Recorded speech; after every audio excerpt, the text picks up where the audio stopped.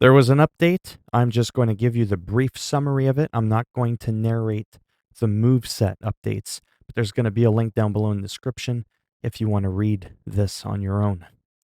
So let's get right into it. It weighs in at about 3.5 gigabytes. You got 2 new fighters, a new variant of Conor McGregor and Yuri Prochaska. Then we've got, for the major updates, we've got Conor McGregor from UFC 178, added to featherweight, and Yuri Prochaska to light heavyweight. Added Jessica to flyweight and bantamweight divisions, unlocked Andre Bishop, Isaac Frost in heavyweight. Added additional settings to online invite match settings, including gameplay sliders. Added a venue, select online quick fight, and online world championship to prioritize venue preference during matchmaking. Fixed an event to tournament and tournament mode, create a fighter scaling issues and a mismatched rating and AI. Terms of gameplay updates, added calf kicks to all fighters, added a new set of stand-up blocking animations and polished the old set.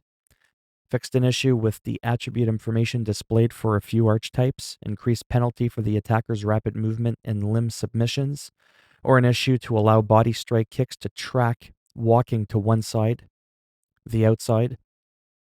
Tuned stamina recovery to be slower when stamina is high. Tuned strike stamina costs between weight divisions. So this reduced the cost for heavier divisions and increased it for the lighter ones with very little change to the divisions in the middle, such as lightweight. Even in the heaviest and lightest divisions, this adjustment was small. Decreased permanent body damage by 10%. Decreased block breakdown by 15%. Decreased head roundhouse bleed through from 20% to 10%. Single and low single bales now require a stamina average of 30%. Attempting it without such an advantage will result in the drive ending in favor of the defender. Fixed an issue where submissions were finishing before the progress bar had completed and when chains were activated at certain timings. Reduced damage of clinch rear knees to head and body from collar tie, Muay Thai, and single under by 20%. This still leaves the head knees damage slightly higher than the elbows. The lead knees, which are slower, retained their previous damage. Reduced bleed through of clinch knees. Since evading them is not an option, blocking the correct height is the best defense available, so we made blocking them a bit better. They could still deal significant damage through the block if the block meter is low. That's good. Slow down the head peel fake from dominant backside. This is the entry for the bulldog choke and the transition to back sitting added in the previous patch. The starting animation was too fast, meaning it could be faked too quickly. We slowed it down, the starting animation down considerably, but did not change the denial windows, so only the fakes should be affected. Refined the starting animation of the transition from backside to full guard. The animation was previously too hard to read because the shoulders took too long to start to shift.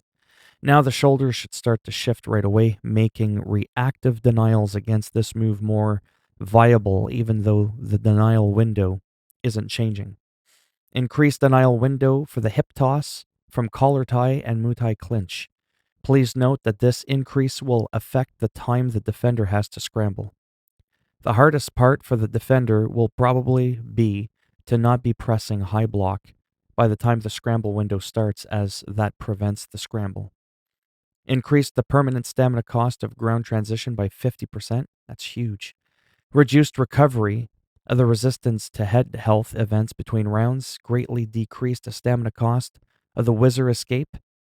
Attacker can now cancel their submission, pressing R1 and L1 together. LB, on Xbox. That's good. Increase the effective submission defense rating. Submission strength tuning. Crucifix strike damage has been reduced by 25%. Reduced number of leg health events before TKO. Decreased the effect of the cardio attribute on starting stamina. Made floating footwork stamina threshold more dynamic based on footwork and leg health. Increased the clinch back takes stamina cost. Made special backwards leg lunge mitigate leg damage instead of increasing it. Made it so the defender can instantly escape from the back clinch after the Asato Gari scramble unless the attacker has 30% stamina advantage. Restricted the use of the muscle modifier on the ground to the same rules we had in UFC 3. It is only available for get-ups and the sit-out sweeps from Sprawl. Tuned custom fighter AI tendencies made reversals and arm traps wide grapple advantage.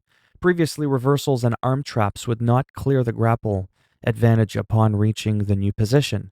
Previously, the dominant fighter could have a lot of GA in his favor and would maintain it in the new position after being reversed, such as from an arm trap from side saddle to side control. Now the reversals and arm traps will clear the GA and grant a small amount of a successful denial to the fighter who performed the reversal. Lowered the frequency with which the AI intercepts takedowns with strikes. Fixed a bug in AI takedown feints, reducing actual takedown frequency.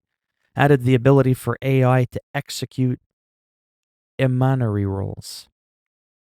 And then this is the moveset update that I'm just going to scroll down really quick. You can read this on your own, kind of like pause it or whatever. You could read it in the patch notes in the link. Good old Bruce Lee. It would have been interesting, you know. Come to think of it, how well he would have done in the world of UFC. That would have been an interesting thing to see for sure. Yeah, so that's about it. I haven't played the game in a little bit, but this looks like a pretty significant update. Since I got my PS5, I think I have played it a couple of times. I don't even remember. I've been playing so many games as of late that I just don't remember if I've played this.